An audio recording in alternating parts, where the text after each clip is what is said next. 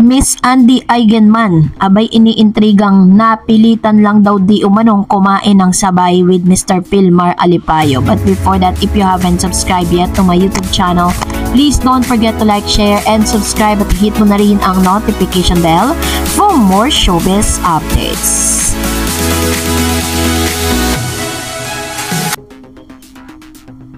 Usap-usapan online ang video ng controversial couple na sina Andy Eigenman at Pilmar Alipayo na sabay nag-lunch kasama ang kanilang pamilya. Sa gitna ito ng mga cryptic post nila sa social media, pagpang-unfollow sa isa't isa sa Instagram at issue sa matching tattoo ni Pilmar at babaeng kaibigan nito. Makikita sa video na ibinahagi ng Siargao Secret sa Facebook na magkatabi sa lamesa sina Andy at Pilmar, kasama nila ang dalawang anak at ilang tila relatives nila. Present din sa kainan ang panganay na si Andy na si Ellie. Okay na, simple away lang. Be strong Andy and Pilmar. Challenges Rajud na sa kinabuhing mag-asawa, caption sa post. Hindi naman malinaw kung kailan nakunan ang naturang video na ibinahagi noong Feb 9. Pero nitong lamang Lunes, Feb 10, ay binahagi ni Andy ang larawan ng lolo't lola niyang sina Eddie Mesa at Rosemary Hill na bumisita sa kanya sa Siargao. Ilang netizen naman ang nagsasabing baka napilitan lang daw di umano na magkasundo sina Andy at Pilmar dahil sa pagbisita ni na Eddie at Rosemary. Narito ang reaction nila. Sabi dyan, kaloka, binulabog nila ang social media tapos okay na sila. Awkward, mukhang pre-plan trip ito kasi andyan ang lolo't lola. I saw sa post ng wife ni Michael De Mesa na welcome home ito last week. I-base na sa Amerika sila Rosemary Hill. Baka they have to be okay, may plano na ang family. Talagang mahal ni Andy itong si P. So ganito po yung ilang reaction sa mga netizen, ano? So base naman po sa isang report na sinasabing namataan nga itong si Miss Rosemary Hill at Mr. Eddie De Mesa na dumalaw nga dito po sa Siargao na nakipag-banding po para sa mga bata, no, kung saan po nakatira si Miss Andy Eigenman at si Pilmar Alipayo. Makikita rin sa mga photos na ibinahagi ni Miss Andy Eigenman na kasama nga nila ang kanilang mga apo. Rosemary and Eddie are the parents of late actor Mark Hill, who was the Andy's father. In a series of Instagram story, Andy shared photos of her children paternal great-grandparents as they bonded with her and the kids in Siargao. The first photo showed Andy's grandparents walking on the street of Siargao. Mama and Papa walking in the street of my neighborhood, she wrote. This was followed by a photo of Rosemary candidly hugging Andy's firstborn Ellie in what appeared to be in a restaurant. Another social media story showed Andy's other children, Lilo and Koa, posing for a picture while sharing a hand sign with the great-grandmother at souvenir shop. They decided to relax by the pool the next day and Andy shared two more Instagram stories. First, Ellie was sunbathing by the pool with the great-grandparents. Then the next photo showed Koa and Lilo swimming with Eddie.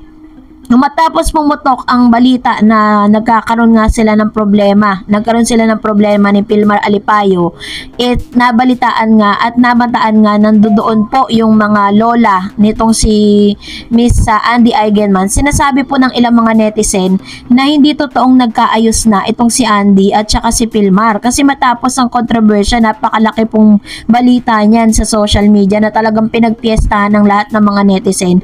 And then after all, okay na agad sila. Parang sinasabi po ng mga netizen na napilitan lang daw di umano na maging okay si Miss Andy Eigenman dahil kailangan nila maging okay dahil nandun yung kanyang lolo't lola na uuwi na ng ibang bansa dahil for good. Yun po yung sabi sa balita. So dahil po dito ay nagsanga-sanga na nga po ang lahat, and then afterwards nagpost na rin po si Mr. Pilmar Alipayo na sinasabi naman ng ilang mga netizen na nagpost po siya ng isang video kung saan sumasayaw at talaga namang sobrang saya.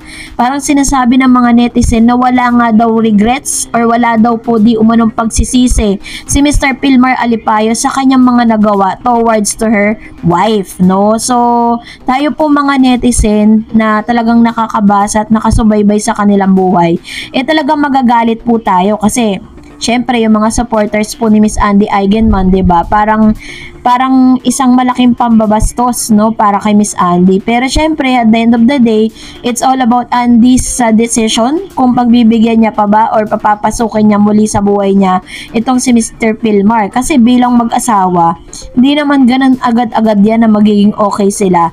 So, may mga kailangan nila mag-kiss and make up, mag-usap, at the same time is pag-usapan yung kanila pong gulo bilang mag-asawa. So, sinabi nga ni Mr. Pilmar Alipayo na okay na sila at ang lahat ng kanilang problema ay na-handle nila privately.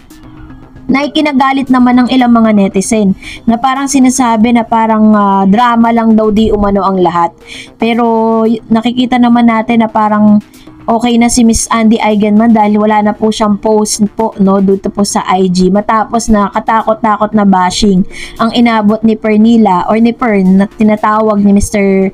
Ramsey na Pernilla Zo, and nakiusap na talagang magsalita itong si Pilmar para linisin daw di umano ang pangalan nitong si Pernilla na tinuturing na matalik na kaibigan ni Mr.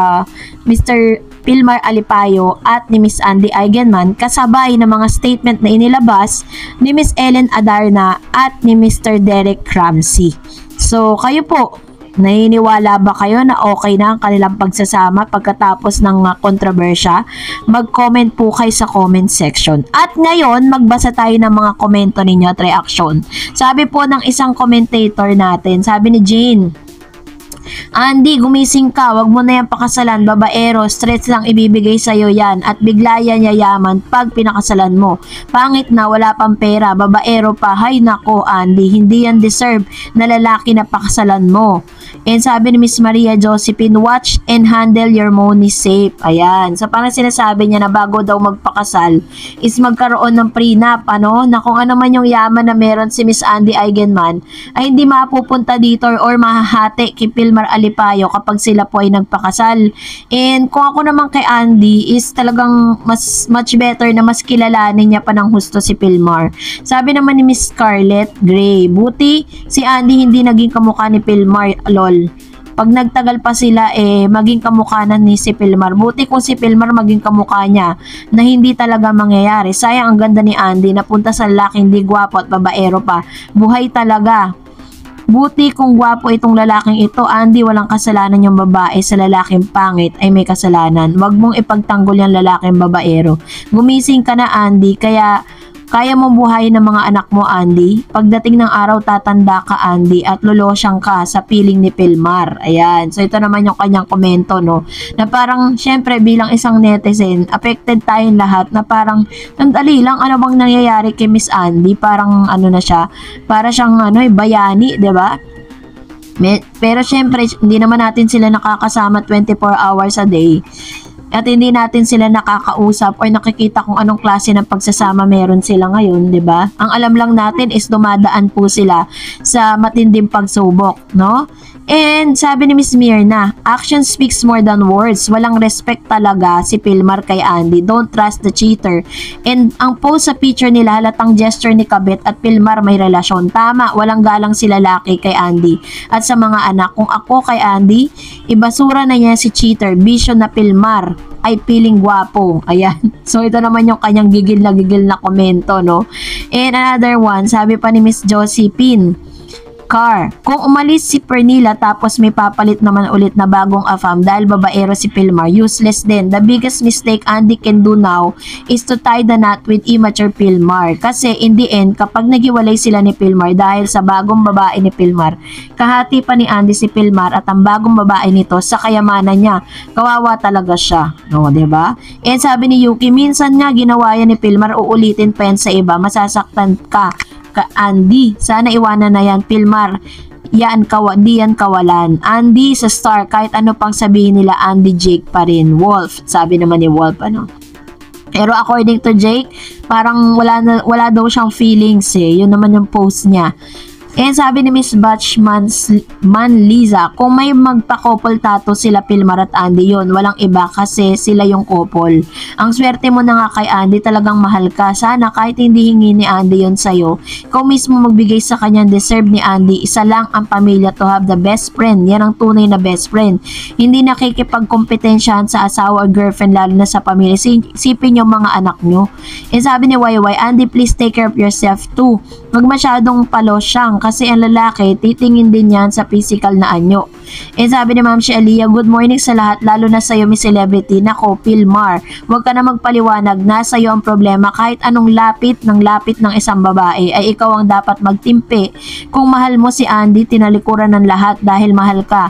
Di ba sapat yon? Mahal ko, Andy, kaya nasasaktan ako tulad ng iba. Yan. So, ganito katindi at ganito ka-invested ang lahat ng mga netizen sa mga dinadanas ngayon ni Andy Eigenman sa kamay ni Mr. Pilmar Alipayo. Hindi lang natin talaga alam kasi kung ano ba talaga ang kalagayan nila. Kung okay ba talaga yung pagsasama nila or nagtitiis lang ba si Andy dahil sa mga anak niya. And sabi ni Ate Christy, ano ba yan, si Idol Andy pa talaga nagselos at insecure. Wow naman, Miss Andy is very beautiful at sikat. At isa sa pinakamagaling na artista, kaya naging idol ko siya. Baligtad na yata mundo, siya pa ang nagbibigay ng second chance. OMG, guys. Swerte naman ni Mr. Pilmar. Mabait talaga si Andy at down to earth. Ayan. Thank you, Ate Christy, sa inyo pong komento. So, maglagay lang po kayo ng inyong mga komento sa ating comment section. And that's it for today. For more videos and updates, please don't forget to like and subscribe. And please don't forget to follow my Facebook page, Dar Edge TV. God bless everyone!